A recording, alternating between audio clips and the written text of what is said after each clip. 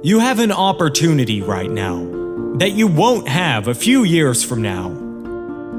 This is an opportunity of a lifetime. Your family are counting on you to study hard. Your friends are counting on you to study hard.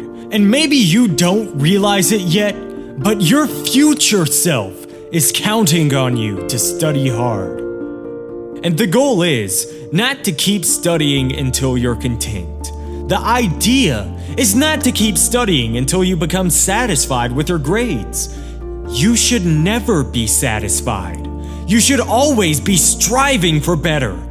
Because the day you become content with your grades, that's the day that you stop evaluating yourself. That's the day you stop growing. That's the day that the person trying to catch you will catch you. You have to take advantage of the once-in-a-lifetime opportunity that you have right now. You don't have to be the most talented, or the wisest, or the smartest, or the wealthiest. You don't have to be the most intelligent to get to the top.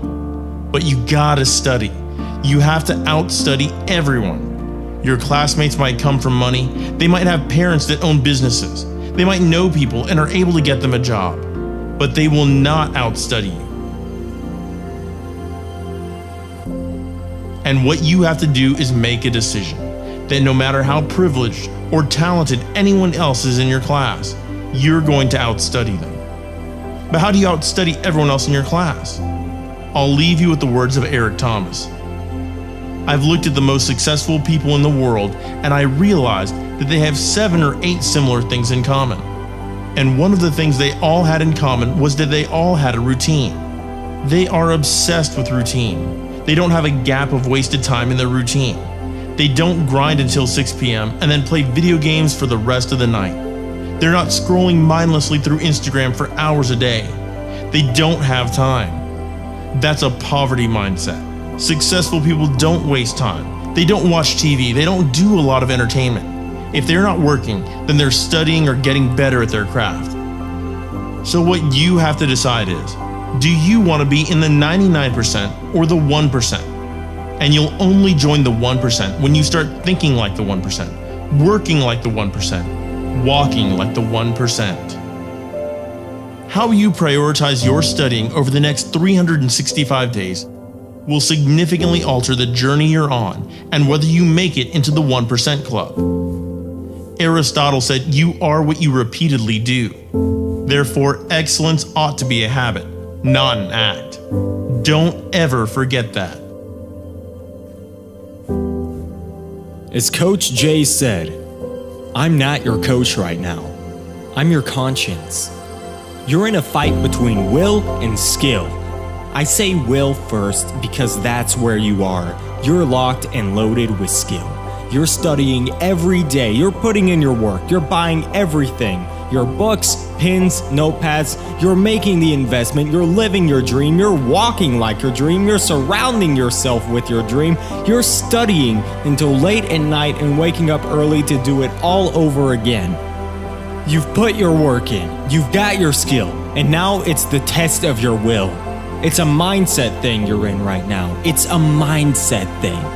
Because your challenge isn't moving. Your mountain is not moving. You don't feel like you're making any progress. You're not physically moving when you see everything else around you and other people around you moving. You're not making progress. You're in a test of your will right now because life says it has a little more test for you. It's no different because you messed up, because you fell off the wagon, because you failed an exam, 2 exams, 3 exams, you gave up on your studying, you dropped out last year, and you really want your dream to happen, and you're putting in your work, and nothing's happening yet. This is our moment, ladies and gentlemen. This right here is our moment, guys. You've all got to think about that just for a minute.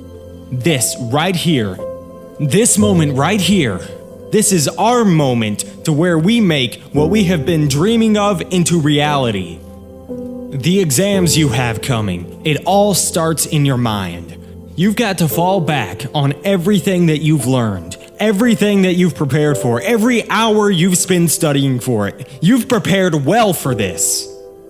Dreams can become buried under discouragement, buried under past mistakes.